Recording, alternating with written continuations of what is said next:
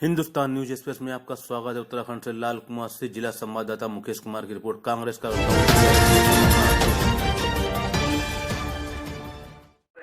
आप हमें आदेश करिए, अगर आप कहेंगे तो हम पुलिस प्रशासन के खिलाफ कोतवाली में भी धरना देने को तैयार है, क्योंकि इन लोगों ने इतना उनको इन लोगों ने बहुत यहाँ पर परेशान कर रखा है।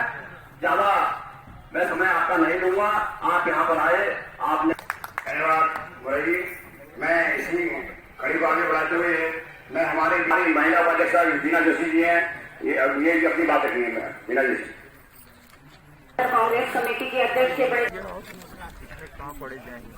मैं सभी लोगों के अभी मुझसे देखिए, सर्किल रेट तो बहुत बढ़े हुए हैं। इस पर लोगों ने जन आंदोलन भी किए, सरकार के लोगों से बात भी की, पर उन्होंने इसे ठीक नहीं किया।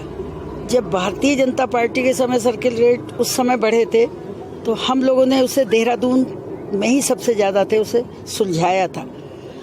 तो सरकार को धीरे से आवाज़ नहीं समझ में आती, जब उन्हें लगता है हमारे संगठन पर, चुनाव पर फर्क पड़ेगा तभी समझ में आता है। और ये जो किया गया है, लाल कुआं में इतने अमीर आदमी थोड़ी रखते कि वो बढ़ा हुआ सर्किल रेट दे सके। बढ़े हुए सर्किल रेट उठने की तो ज़मीन नहीं होगी जितना सर्किल रेट का पैसा हो जाएगा।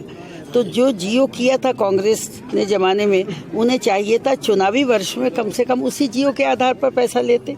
पैसा देने को तो हो सकता है जियो के आधार वाला भी ना हो, किस्तें भी अलाउ कर देनी चाहिए थी, हमने की थी इस मामले में। तो अब 2022 आ रहा है, हमें ये उम्मीद है कि परिवर्तन का मन जनता का बना हुआ है, तो ये 2022 तक ये सुलझा नहीं पाएंगे। हमारी सरकार आएगी, कांग्रेस जन मिलजुल कर कोशिश करें, अपने आपसी विवाद और उसमें उलझे नहीं और कांग्रेस को लाने का प्रयास करें। हर कार्यकर्ता को मेहनत करनी होगी, फिर आपको आंदोलन में नहीं बैठना होगा।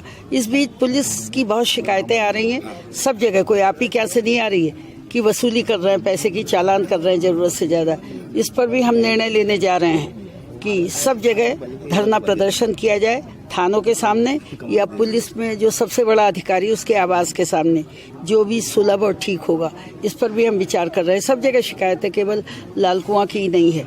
मुझे ऐसा लगता है इनसे कह दिया गया इतना पैसा वसूल करके लाओ, ऐसा दिखाई दे रहा है। मैं अपने ढंग से उसकी जानकारी भी प्राप्त कर रही हूँ। तो ऐसा है कि उस समय तो नारायण दत्त तिवारी मुख्यमंत्री थे और विशेषकर बिंदु खत्ता के लिए वो लंबे समय से थे। और मुझे भी विधान परिषद में उत्तर प्रदेश में रहने का अवसर मिला, तो बिंदु खत्ता का अवसर, बिंदु खत्ता की आज जो स्थिति है, हम नारायण दत्त तिवारी हम लोगों के बीच में नहीं, उन्हें हमें याद करना चाहिए। और उनकी वजह से बिंदु खत्ता बन पाया। और उस राजस्व गांव का तो उसका दर्जा कोई छीन नहीं लेगा, क्योंकि जब आरक्षित वन क्षेत्र से किसी को बाहर कर दिया जाता है तो वो राजस्व गांव बन जाता है। उसमें मानने ना मानने का सवाल नहीं, जो नहीं मान रहे हैं उन्हें भी मानना पड़ेगा।